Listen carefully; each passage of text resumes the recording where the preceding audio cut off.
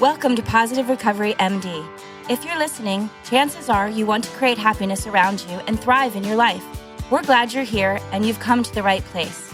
This podcast will inspire and motivate you to not merely survive your recovery journey, we'll give you the tools to build or strengthen your foundation to thrive and flourish in your life. Each week, we'll come together as a community to have authentic conversations around addiction, recovery, and what matters. Growth and progress, not perfection. All while developing positive habits for you to utilize in your life. To learn more, please visit positiverecoverymd.com to sign up to receive the daily positive interventions that we'll review, as well as gain access to exclusive positive recovery content available only to Positive Recovery MD listeners. All right, let's get started.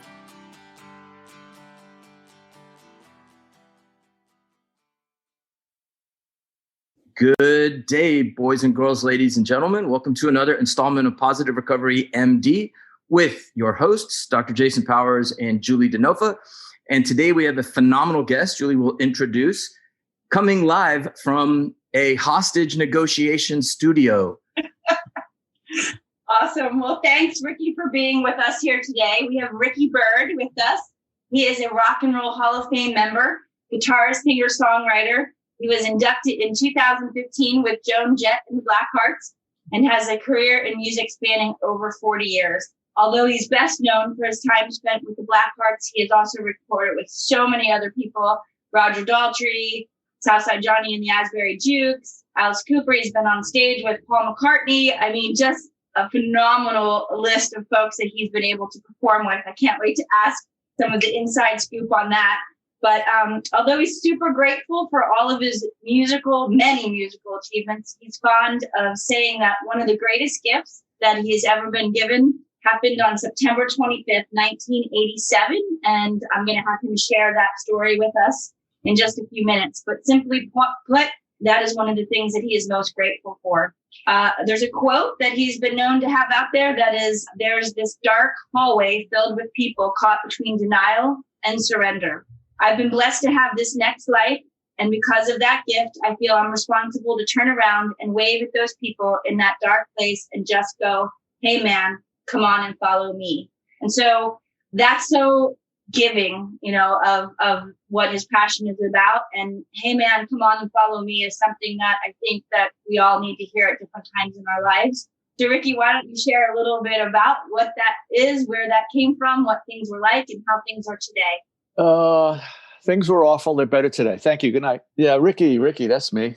Thank you for asking me. That's cool. So I grew up in the Bronx. See, I'm a New York guy. I grew up in the Bronx. I do have the disease of alcoholism in my family. My dad was an alcoholic, and his father. They both died of this disease. And there was suicide involved and stuff. My dad's brother, my uncle, he's got like 40 years in recovery. So you could always change the dynamic of your family if you want to give it a shot. My dad, and the funny thing is my dad my parents got divorced. I was pretty young. And so he wasn't really around, right? Every once in a while, he was a bartender. So he would either take me to a Yankee game. We lived right up the block from Yankee Stadium. And he would take me to a game, not often, trust me. Or he would take me to the bar he worked at, right? And he'd sit me, I was like sitting between a hooker and a detective or something, And he'd give me one of those. What were those drinks? Is it Shirley Temple? Yeah. It's a big man, right? So I wasn't around him a lot, But yet I have the alcoholism gene, that part of it, the wiring that when I do the first one of something, this compulsive, obsessive behavior appears, and can't stop until you hit the wall. So that I find that interesting because we weren't really around a lot. It's not like a situational where I picked it up from him because of being around all the time. I don't know. I started playing guitar when I was 9. I was very shy. I was very quiet and shy. My mom still says, and I love to read. So she would, give me, I'd have a book and I'd be sitting in the corner. She'd come back like an hour later. I'd still be reading this book. I just love information, especially about, I was just doing something an hour ago out of Houston, a newspaper. And I was saying, it's interesting because I never, except for in school, I have never read a piece of fiction. Like I was always into biographies and autobiographies. And the people that I read, here's an interesting fact. If I was in therapy, Lenny Bruce, actors like Errol Flynn, I mean, I read My Wicked, Wicked Ways when I was 13, right? His book. Musicians, Keith, this one, that one. Everybody that I liked, I mean, except for like Groucho and that lot, they were all alcoholics or addicts. And I mean, even Errol Flynn. It's funny. I read My Wicked, Wicked Ways when I was 13. It sounded so cool and swashbuckling and charming, and you know how they used to make alcoholism charming in the movies, right? Like The Thin Man. And then I read a book by his last wife, and he was like copping dope on like Sunset Boulevard when he was like 52. I mean, it ends the same for everybody, really. If you keep going, there's not a lot of options unless you find recovery. But so yeah, like I was interested in that kind of stuff. And I remember when we were kids, my age demographic, there was a show called The Ed Sullivan Show, right? Every Sunday night for like 30 years, every Sunday night. And the whole family would sit around and watch it. That's something that doesn't happen anymore too much. So because there used to be 3 channels and now there's 3 million. Yeah, that's right. And he would have on, it was a variety show. So he would have on, he could have on like Dean Martin. He would have on a comedian like Jackie Vernon, references that nobody knows but me and maybe you. And he would have on Chucky Green. Yeah, he would Topo Gigio. Yeah. And he would have like the cast of like, West Side Story. But then he would have music, see? And he would always say, and now for the kids, right? And the first time I saw it, 1965, I saw the Stones and the Beatles, right? And I was completely like, like the Stones, they look like I felt, see? Because I was like quiet, shy, different. I felt different, a little left of center. Not psychotic or anything, just like I didn't feel like I fit in. I didn't know where I fit in, even at that age. So they looked like I felt. And the girls were screaming. So that seemed like a plus for a shy kid. And best of all, when the band would finish, they'd walk over to Ed and he would, shake his hand. And he looked completely baffled and not very, I mean, it was ratings. That's why they were on. That's why Elvis was on. That's why it was ratings. But he didn't look happy. And I always remember that. And I remember seeing the Stones on Dean Martin had a show called The Hollywood Palace. And I remember he rolled his eyes. It's a famous clip. And to me, that seemed really attractive to be on the side where people roll their eyes at me, So I literally asked my mom for a guitar. And I don't know how long it was, maybe by my birthday. My mom's boss gave me this no-name acoustic guitar, which I had in my basement here for all those years. It's in the Rock Hall now, which is kind of cool. And that's where that was my path. I found something where I could be different, see? And I was good at it because I could hear the radio when I was a kid, and I could pick out notes on the guitar. Like I truly believe everybody has something that they're great at. Now, there's a lot of distractions in life, and some unfortunately never see what they're great at. And I was lucky that right off the bat I started playing guitar. I loved it. I'm not saying I was great. I'm just saying that I could hear a song, "Happy Together" by the Turtles, and I could figure out the notes. In fact, I sang Happy Together at PS 73, my public school, to a girl in the front row when I was like a little kid. How do you like that? Even then. No, man, Ricky, I totally agree with you. I think everybody has a gift. Like, I know I am perfect at seeing every single one of my faults. I mean, I'm stellar. That's either a gift or a curse. No, I'm joking. So yeah, I know. So that's what that's what I stuck to. Okay, so that leads up to we moved from the Bronx to Queens, and now I'm a teenager. I'm in junior high school. I start finding other like-minded people that play in bands. Like back then, it wasn't like everybody played something, and not everybody had a recording studio, and none of that. But there were a few kids in school that played the drums. This one, so we would start these little garage bands at 13 years old. That's where garage bands come from. Why? Because we rehearsed in the garage. You guys had garages in the Bronx? No. This is when we moved to Queens. Oh, got it. And I still didn't have a garage. We always lived in buildings. Right. That still is fascinating to me. But I was an apartment building guy. So now you're playing with a band, and when some guys are playing, see, you'd all get together, and music attracts people to come and hang out on a Saturday afternoon. And somebody would bring a 6-pack at already 13, 14 years old. I started smoking pot when I was 13, Took a while, that was it for a while. And then you would start drinking beer, And now let's be clear. Like when you're that age, for most people, and that's very common. That's a very common age, I mean, I'm also a counselor in training. So I do my recovery music groups at treatment facilities. So I always ask this question, like, when did you start? And 13 is always that weird age. Now, either and some is younger and obviously some's older, but it seems like an age where we're curious and we want to do the opposite of our parents. And, although my mom did smoke pot, but you start with that. Yeah. And now I'm in a band and I start playing dances and stuff, church dances and this and that. Well, what I was starting to say is, so it's common. So there was probably 10 of us. We were all teenagers, right? Early, 14. And we were smoking pot. Now, most of those kids grew up to be adults. They got a job, they got a car, they stopped using, they Right. There were like 2 or 3 out of the 10. I remember there was a guy named Michael, and he got into heroin really early, and he was gone by 19. But all my other friends, they all grew up and became adults. Now I have this thing that like, well, if that 1 is good, then 5 must be really good. And that's how the whole thing began but I didn't know. I knew my dad was an alcoholic. I didn't know anything about alcoholism except what I saw. Or what I saw in the movies or what I saw on TV and so I didn't realize that when I did the first one, like 1 was never enough. Yeah. You want to hear some trippy research we did? What's that? We took dads who were not alcoholic compared to dads who were alcoholic, and we didn't test them.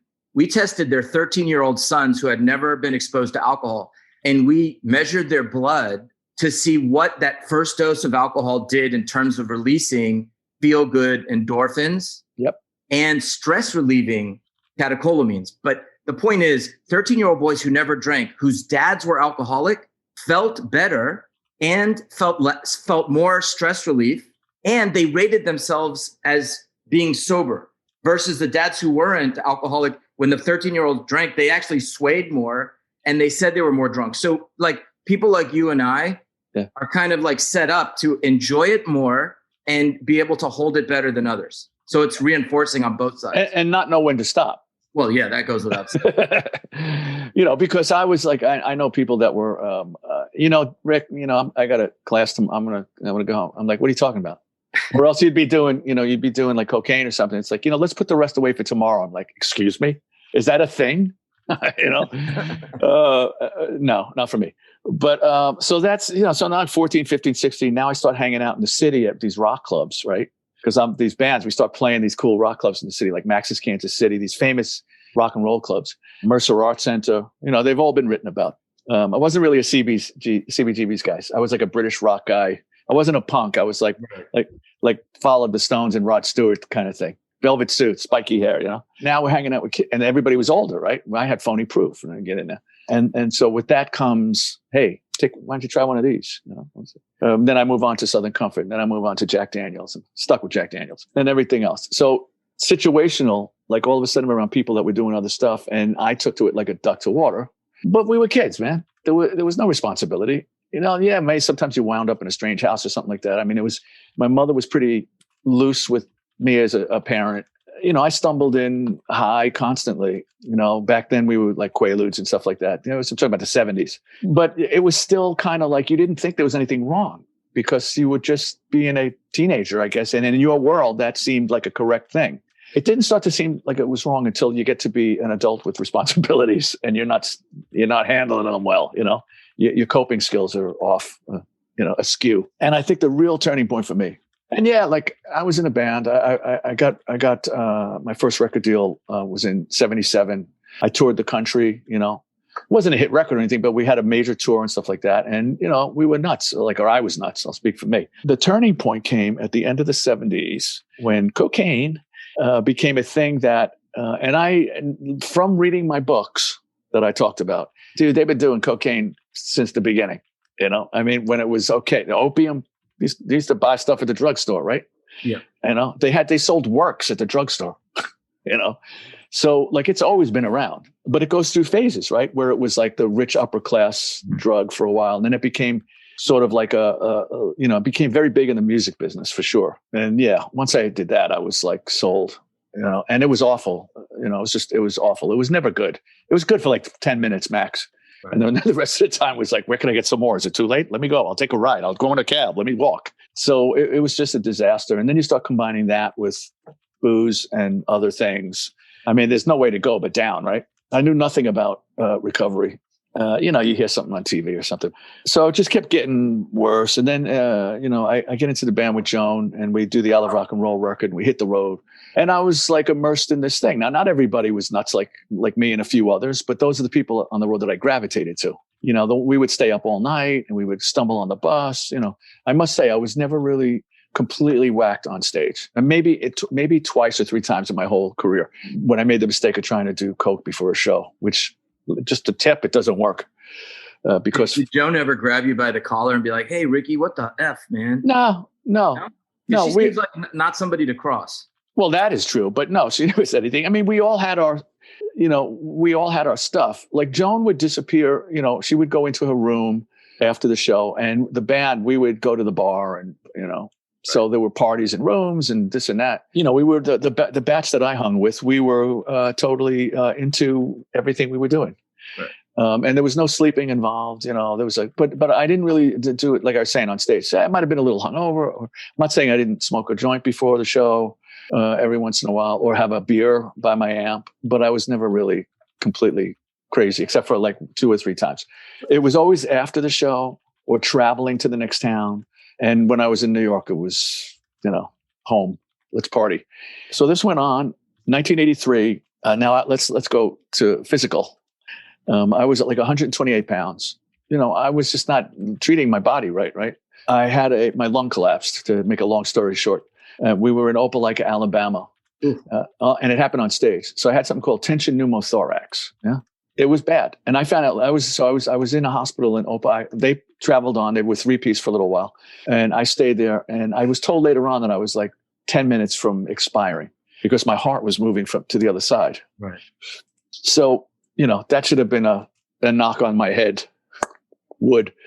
But au contraire, I remember the doctor saying to me, and he was the head of the university there in Opelika, and he said, and we just played a big place. It happened on stage, I'm saying, right? They got me back. It happened right before the encore, and they said, I said, listen, I'm not feeling too good, man. I can't breathe. Can you make the encore? Well, I said, I'll just watch me. I'm going to lean on the amp. I remember it was Crimson and Clover, man. I got through it, and they took me. We were playing a college at that place, a big college, and they took me to the nurse, and she said, "Oh, you probably pulled something," and she gave me some muscle relaxers. They took me back to my room. I went to lay down, and I shot up because of the pain. They said if I would have gone to sleep, that would have been it, right? So they drove me to the hospital. That was a long drive, and they said, "Yeah, you got a really bad lung collapse." And the whole story is torture because they can't put you to sleep, so they hold your arms down, and they yeah, exactly. The Capri Sun your ass. Yeah. Of course, after they do that and get the tube in there, they give you some Demerol, so all things are okay. So I was down there for 3 weeks, and I remember I woke up, Carol was there, my wife was down there. And I remember sitting across the doctor's table when I was ready to leave, and I said to him, and he told me that I had the beginning of emphysema. Now, I never smoked cigarettes, really, only for effect, like if I was really drunk, the Keith Richards thing, but I did smoke a lot of pot. So there's something else for the doctor's manual. About pot and emphysema. He said, you can't smoke pot anymore. Excuse me? You can't smoke pot anymore. All right. Well, and I swear to you, as I'm sitting here, I said, what about cocaine? And he looked me straight in the, this was the head of the hospital. And he said, in moderation. I was like, okay. So I came back to New York, right? And I tried. So, and I started off, okay, no pot, still drank with no pot. Stayed off of cocaine. But because I couldn't do pot, what happened is I started to get pills from different doctors. So here's the next chapter, Valiums and this and that. And I became a fan. And now so as time went on, and that's the whole thing about total abstinence. Like, okay, you're not doing that anymore, but you're going to do that. All right. But the point for me is that if I do 3 Valiums, then I have no power to say no to doing somebody saying, Rick, you want a line or you want, Right. That's the whole point of abstinence is like, at least I have my wits about me. Like you get me drunk, then it's all good. So this went on. And the funny thing is like, and then before you know it, I was doing coke again. And I kept the scarring, right? So I kept getting these like stabbing pains. So everybody knew me. I was always holding my chest. Anyway, we're getting up to the 80s, the mid 80s, and it's just not stopping. It's getting worse. Heroin, I snorted heroin at the end. And, there were moments where people would mix it with coke or something like that. Friends of mine, which I was told later, by the way. I said, man, that coke's relaxing. Anyway, because it was so powerful that he had to, dilute it a little bit.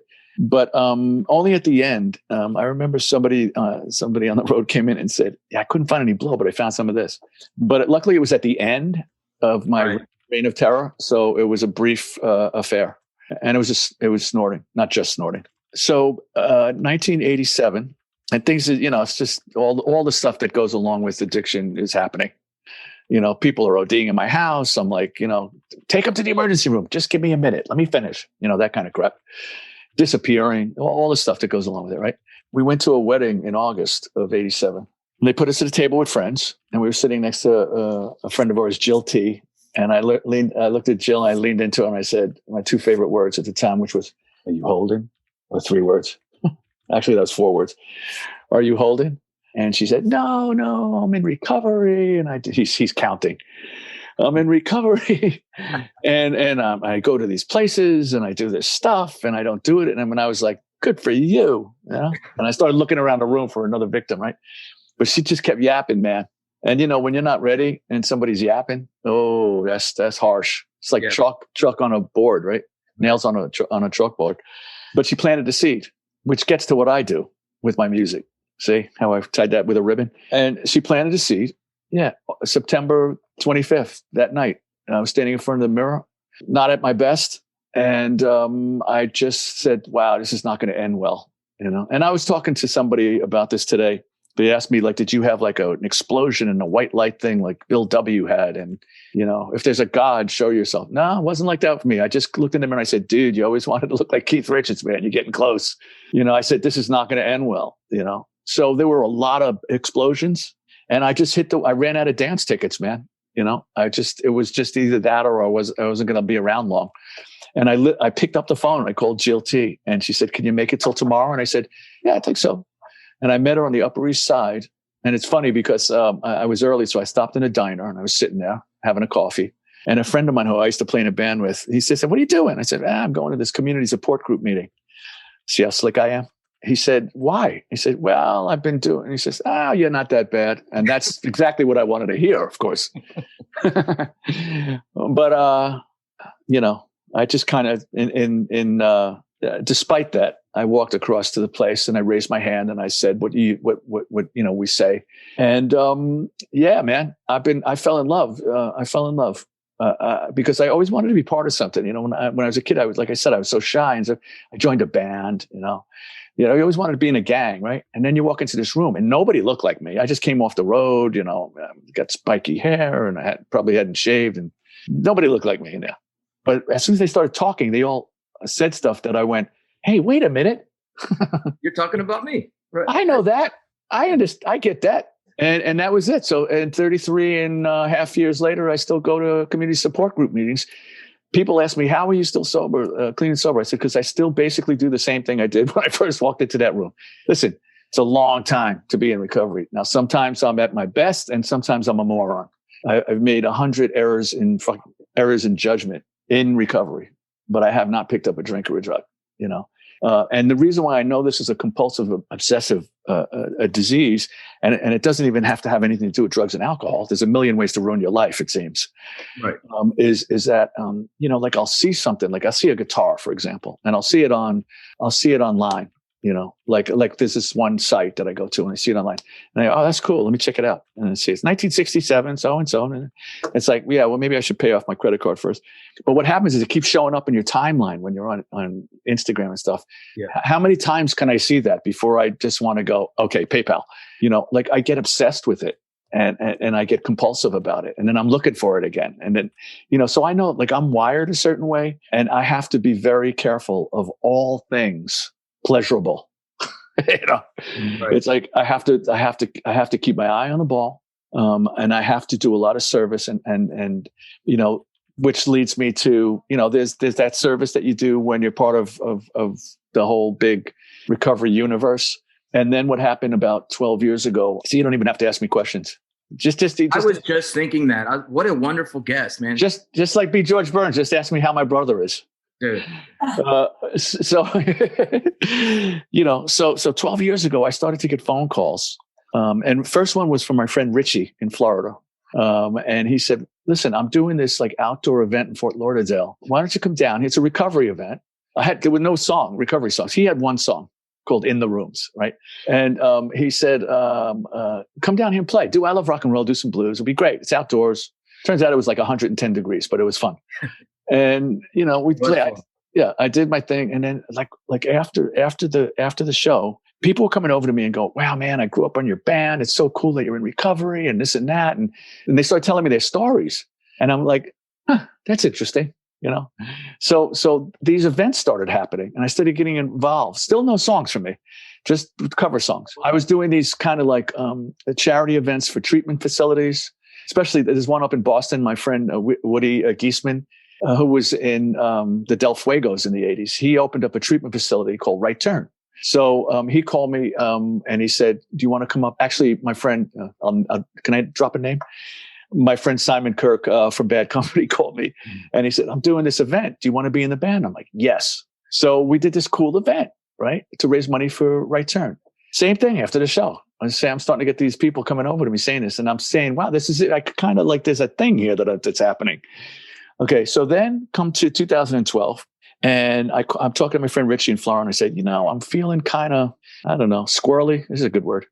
Because if you're around long enough, you'll have times when you're feeling and times when you don't know what the hell's next. Like, what's next? What do I do?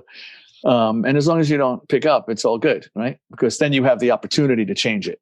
As long as you don't pick up, you have the opportunity to change it. I told him, he says, why don't you come down here? Let's write a song. So I went down, we stayed at his house and we wrote a song called Broken is a Place. The tagline is broken is a place I've already been. I came back to New York. I recorded it. I put it online, just cheap recording, and I started getting messages from people around the world saying, wow, man, you told my story. And I'm like, all right, what do you got in store for me, baby? So I wrote a second song. I wrote a third song, fourth song. When I had like 6 songs, I reached out to these people that I met while I was doing these recovery events in Florida. And they have a treatment facility up in down there, but also up in New Jersey. I live in New York. I said, what if I came to your place with an acoustic guitar and did a recovery music group? I had no clue what I was talking about. And they said, yeah, that'd be cool. So I started doing that. And I did that there for about a year or change. I was doing like 4 groups a week. I was driving to New Jersey, way out in New Jersey. I started building the songs, right? And I could see from the response from the people in front of me, the clients, the ones that were really hitting. I could see in their eyes and in their response and when they talk back, because I ask questions and all kind of stuff. It's interactive. But the one thing I kept getting from them is after the group, they'd come over to me and they'd say, where can we get this music? And that went on and I procrastinated because that's on my list of Ricky things. And it took a while and I said, well, I got to do a record. So I did the Clean Getaway record, which came out in 2017. And the response was great, reviews, fabulous. And then I started writing more songs. Turns out right now I can't write anything but songs about addiction and recovery and hope, which is not a bad thing. But I tried to write a blues song and I can't write it right now. You're like Renoir towards the end of his career. Well, I feel like hey, don't fight it, bro. Just exactly. Follow it until you run out of steam and then you'll do something else. Right. So I wrote the Sobering Times record and I put a soft release on my website, which is rickybyrd.com. And now a word from our sponsors, rickybyrd.com. I put it out on September 25th, 87, which is my anniversary. And I did it, I sold it just from my website. And then we just got a distribution deal. Well, we got it a few months ago. And now it's coming out worldwide, April the 9th. So it'll be on, Amazon, hard copy, digital, all of the digital portals out there, the stores, and also brick and mortar stores, which is really cool, the ones that are left around the country and hopefully around the world. And I've got great reviews so far. And, if somebody wants a signed copy, obviously they still got to go to rickybyrd.com. I think I said everything. Okay, perfect. So look, dude, I love what you said. And first of all, your love of books. Have you read any really good nonfiction books lately? Or are you still just sticking with the autobiographies and nonfiction? Nonfiction. Because I read an awesome book recently I want to recommend to you. It's called American Dirt. I just finished. I couldn't put it down. I read it like 2 days. It was amazing. Well, I have a lot of stuff going on at once. So I try to go upstairs and read a little bit. Like right now I'm reading Seinfeld's book, and I'm a big Mob fan, like Lucky Luciano, anything about any of those guys, Meyer Lansky, I'll read every book. I just find them fascinating. Not necessarily good guys, but just the way that New York ran and the way the country was run like that, because they basically ran the country back then. The Seinfeld. So what I do is I'll read like a book like that, and then I read the Seinfeld book, which is called "Is This Anything?" which is a comedian's term for when you're working on material. You say to your fellow comedians, "Hey, is this anything? Take a listen to this." And then I read a Yankee book. My friend Marty Appel wrote this great book called Pinstripes that, and I go back, and then in between what I do is well, every day I read today's page from Just for Today, which is the NA book. And I read a day at a time, the day for that book from the AA book. And then I read, I have all the books, obviously. I keep trying to reread the big book again, in between everything else. And you just keep moving, you find what you need at the time, right? You find what you need at the time. So you dive into what you need. Gotcha. So let's change gears a little bit. Okay. All right. So if you could have done anything else with your life, what vocation do you think you would have loved to have a stab at? Stand-up comic. Nice. In a heartbeat, but not now. I'm talking about like in the 40s. Right. Okay. Yeah, good enough. One of those guys, like a Milton Berle guy, Gotcha. And what vocation would you loathe doing if you had to? I don't know. I mean, I've done a lot of stuff. That's a whole other show. Like when I was completely busted after 5 years in recovery, and I couldn't get arrested in the music business at that point. I was at this weird in between age. Now it doesn't matter. We're all old, but there was this weird thing like you're too old to be putting out rock and roll records. So, I mean, I had no way to, and of course I didn't save much money because I was a freaking moron, right? So I worked a job, for years. And I would go out and do gigs on the weekends and stuff like that. I wasn't thrilled about the office, being in an office, that whole thing. But I did it because what did I learn in recovery? You got to do what you got to do, baby, to support your family, right? And my sponsor at that point said, just don't say no to anything. What I really would like to do is when this all finally passes, hopefully sooner than later, like I said, I went to school 3 years ago or 2.5 years ago. And so I'm certified as a counselor, in training. I need like 9,000 hours or something. I'll be 85. You don't want to do drugs and alcohol. And a recovery coach, right? So I could actually start a recovery coach business now. And I got a record out, I'm just trying to, but I did work for about 4 months at a place in Staten Island, this really great treatment facility called Christopher's Reason. It was actually the woman who owned the school had this place, and I reached out to her, and I worked there as a counselor, man. And I really loved it. And I think I'd be really good at it. And after 2 groups, they said, could you bring your guitar? Yeah. So I kind of combined my recovery music groups, but in the end, so I would like to do that. I'd like to be hired as a counselor somewhere in New York. I know if I lived in Florida, there's a million places I could get a gig, but or Texas. Okay. What I started to build is this really cool, I'm a keynote speaker. I speak at recovery events. I do my recovery music stuff at events, and I started to get this thing where I was going to treatment facilities around the country. I was starting to get, and then this happened. But if I could just do that 4 or 5 times a week, and go to these places and do groups, recovery music groups. So what's that? I tell a little bit of my story. I always start out with the same thing. I said, I'm not here to push 12-step programs, bro. And that's just the way I did it. It's like whatever keeps you on the right side of the grass is a good thing. So I know there's a lot of stuff out there. If it works for you, God bless, But I'll tell you that for me, the whole thing, the package worked really well for me. So, and it's always there for you, not going anywhere, and I have specific stuff that I say. It took me a while to learn what to say and what not to say. I could do that and I'd be a completely happy guy for the rest of my life, and I have these like slick things that I throw in there, like my message. Now these guys are in treatment. So they're sitting in front of me, or girls, like I do different groups. They usually split them up. Or I ask them to split them up. Because I find when it's a combined thing, I find that the guys are trying to show off for the women and the women are trying to, from what they say. So I like to do it separately. That's smart. Yeah. I've been known to come up with a good idea every once in a while. So how does somebody listening that may want to hire you to do that at their facility? How would they get in touch with you? Website? Yeah. Just go to rickybyrd.com. You could message me from there. Bird's yeah. the word. Yeah. So like I say, I talk about, I say, how many of you have had enough, right? Everybody raises their hand. I said, well, yeah, I know you because you're in treatment. So of course you've had enough. I mean, it's like logical. And this is how I talk too, just New York. But here's the deal. How many of you think you're going to have enough when you get out on the street again? That's the key, because now you're in a safe place. You're doing this thing.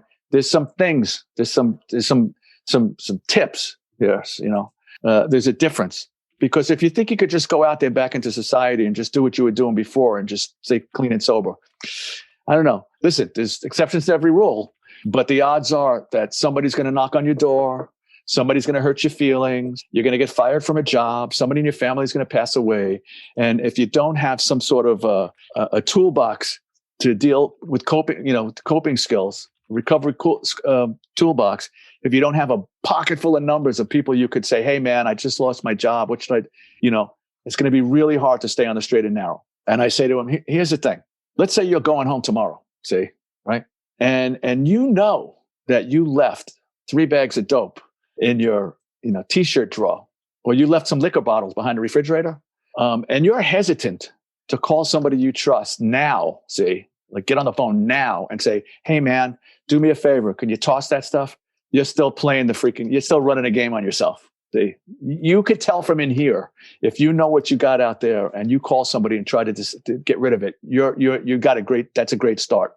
Now you know that you've had enough and you're really working towards something, because it's about honesty. See, it's about honesty, and it's about telling on yourself. We learned that in here, right?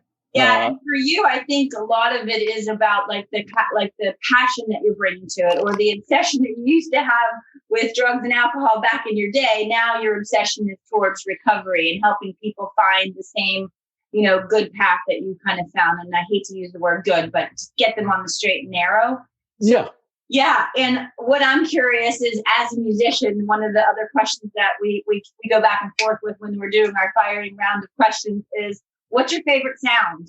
Sound? Yeah. My favorite sound? Well, I have tinnitus, so anything loud is good. I'm not kidding. Like the air conditioners we have, are loud, and my wife and kid hate it. And I'm like, this is the only way that I could sleep, because I hear otherwise. My favorite sound is laughter. I love hearing laughter. I love when my kid laughs. Nice. And I love to see, and I love people saying, that they got it. Like, not that I got it, like, for today. Yeah. Like, I love that. I love to see people. Okay, that's visual. Never mind. I'll shut up. What's your least favorite sound? Well, I grew up in the music business, so no doesn't really bother me anymore. Well, it's a business of constantly being shot down. Like, here's the deal. I write a song, right? I write a song. Of course, I think it's the greatest song in the world. But I know the crap ones, but the ones that I think are really good, I put it out there. Like the records, I put the record out there. Like, I don't know who's going to like it, and being like a guy that's, and after all this time, I'm so much better than I was. Like, I take criticism fine. It's like I could put it out and there'll be, 300 people that go, dude, this is so good. And one person says, and one person did say it, man, you made me want to drink with that record. And I got offended. I was like, dude, that's not, don't preach. I'm like, there's no preaching on the record. It's just a rock, Yeah. So like but I've learned to like say, all right, that's like everybody's got an opinion, So no doesn't bother me that much. I guess the worst sound, I don't know, crying. I hate seeing people. I hate the sound of people suffering. And if you watch enough TV right now on the news, it's just heartbreaking to me. So assuming that there's a God, what would you like to hear God say to you when you die? You mean when I get wherever I'm going? When you get to the pearly gates. Well, what if he doesn't believe in pearly gates? Well, okay. The iron wrought gates, whatever it is. So Mickey Mantle, right? Mickey Mantle, which that was a book that was amazing. The last book I read, it made me cry at the end, because he said in the book, I can't go to meetings. Everybody's getting to know me. And in my brain, I went, wow, really? That's not even an issue. Yeah. It's like, but he had a baseball player, one of the old teammates from the 50s, come to him when he was on his deathbed, right? And he stopped drinking. He was sober at the end. Yeah. And he had the whole liver transplant and stuff. And one of these other guys who drank quite a bit, like a lot of them did back then, and said, why did you get sober? Okay, ready? Because I got sick and tired of being sick and tired. And I started crying. And I got the chills now, because it's the same line. It's the same line. And this is Mickey Mantle saying this, right? My hero when I was a kid. But Mickey Mantle passes away, and he had a lot of, he did a lot of crazy stuff. And he goes to the pearly gates, and St. Francis is there, and he's at the gate. Mickey's comes walking in, says, "I'm sorry, Mickey, can't let you in." "What are you talking about? I'm Mickey Mantle." He said, "I know, but we looked over the transcript of your life, and there was a lot of this, there was a lot of that, and I'm afraid we just can't let you in." And he gets all dejected in his Southern drawl, his Oklahoma drawl. He says, "All right, man." And he turns around, he starts walking away, head down. St. Francis called him and said, "Mickey, do me a favor. Before you leave, can you sign this box of baseballs?" So you want God to ask you to sign a box of baseballs? No, I don't know, man. Maybe a guitar pick. I mean, I just hope that, listen, it's all about faith, right? I don't know what the hell's out there. I don't know what's up there. I just hope that it's a nice place and everybody's happy, and, I don't have tinnitus. You won't. It's heaven. Of course you won't. I don't want to assume, I would think that if there's a God up there, and I'm assuming there is, that he already knows what to say. Okay, well, this is just make-believe. So you're up there and he goes, what? He says, "Good guitar playing." Nice. Nice. Good You job. are. You absolutely are. I don't know. Hypothetical. Exactly. That's just silliness. Okay, Julie. So some of what we talked about today, and I think that, you've alluded to as being a counselor in training and working on your hours, I think that one of the things that we learn therapeutically is that how important it is to listen. And so today's positive intervention is just about that. You talked about the books that you read each morning. We're going to be sending you a copy of the Positive Recovery Daily Guide. So we sure hope that you'll add it to your morning read. For sure. Somebody that you now know and met, Dr. Jason Powers, was the author of this book. And today we're going to do a positive intervention. And the quote that it starts out with is by Rachel Remen. And it is, "The most basic and powerful way to connect to another person is to listen. Just listen. Perhaps the most important thing we ever give each other is our attention. A loving silence often has far more power to heal and to connect than the most well-intentioned words." It is said that people have 2 ears and 1 mouth so they can listen twice as much as they talk. Unfortunately, people often listen 1/10 as much as they speak, as if each person had 20 mouths and 2 ears. By talking more than listening, people fail to practice mindful awareness, and they risk losing out on the chance to bond with others. Being loved closely parallels being heard. Being heard means you are valued. When you give someone else the gift of value, you give that person the universe. Listening is one of the most difficult skills to learn, and many people have not fully developed this ability. So for today's positive intervention, what we've asked you to do, Ricky, with us was to listen in order to give others a gift beyond words. Listen with your mind, heart, and soul all day. Use the strength of curiosity more today. Pause before speaking and asking clarifying questions whenever possible to increase the speaker's experience of feeling heard and valued. At the day's end, journal for 10 minutes, and in doing so, practice listening to yourself. And so I was just wondering if you had any experience with that positive intervention and what that was like for you.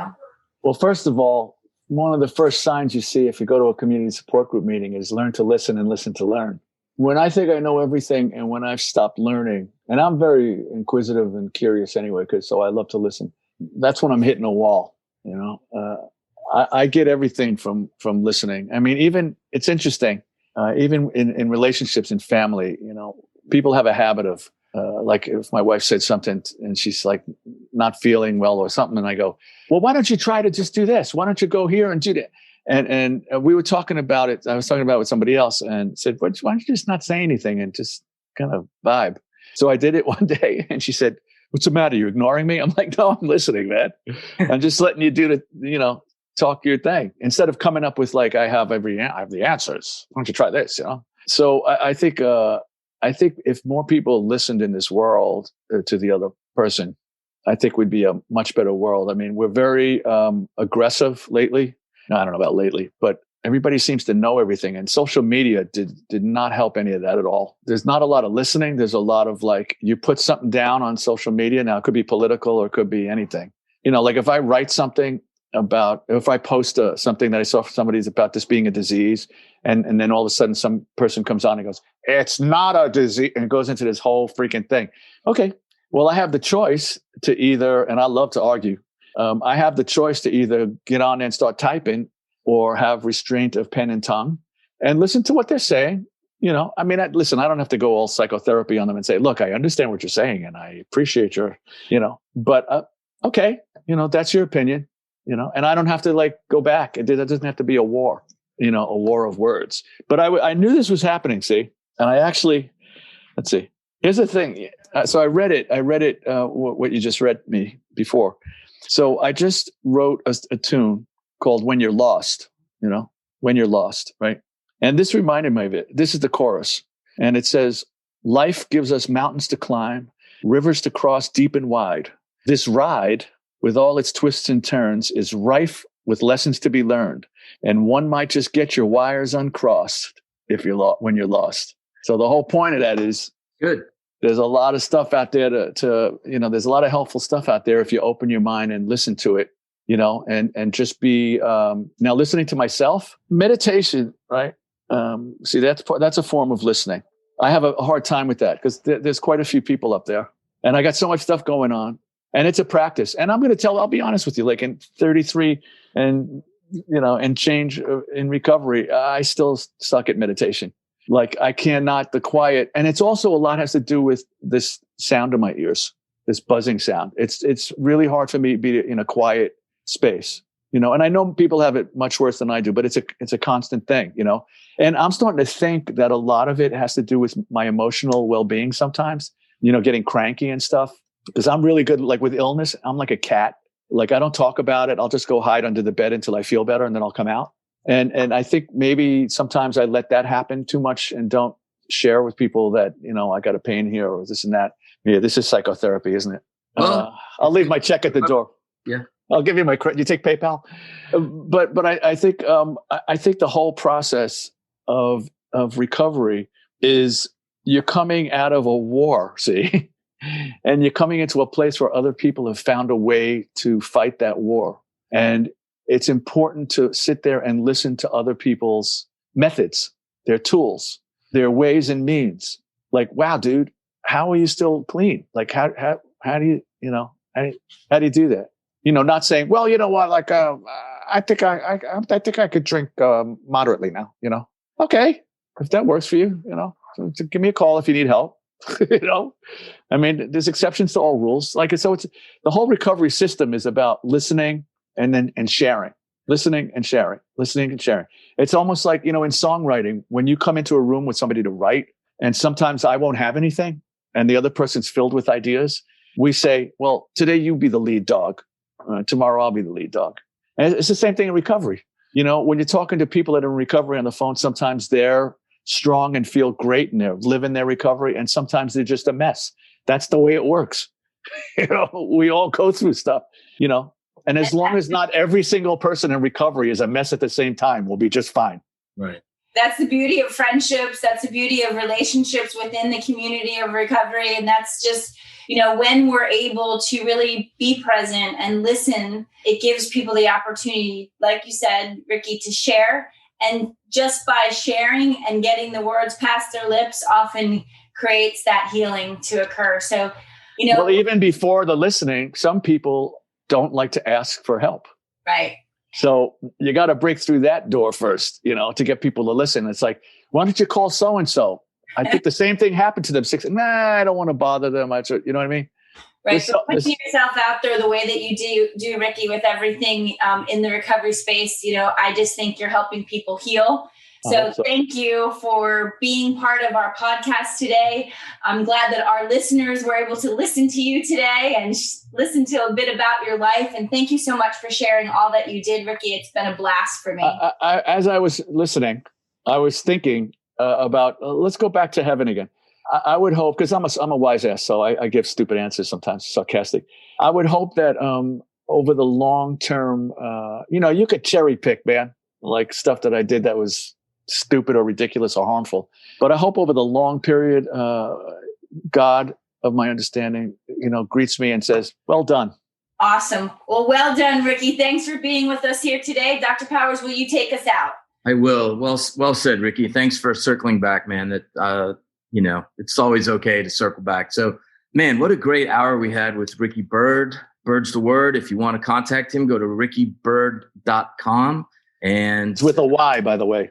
Yep. With the Y, just like the birds, the Boyds. And they say here.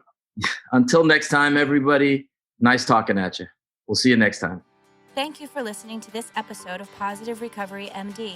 Don't forget to visit positiverecoverymd.com to sign up to get your daily positive intervention sent straight to your inbox. Be sure to subscribe to Positive Recovery MD on Apple Podcasts or wherever you listen to your podcasts to receive an automatic download when a new episode drops. And as always, if you or someone you know needs help, visit positiverecovery.com or call 877-4-SOBRIETY, which is 877-476-2743. We are here to help.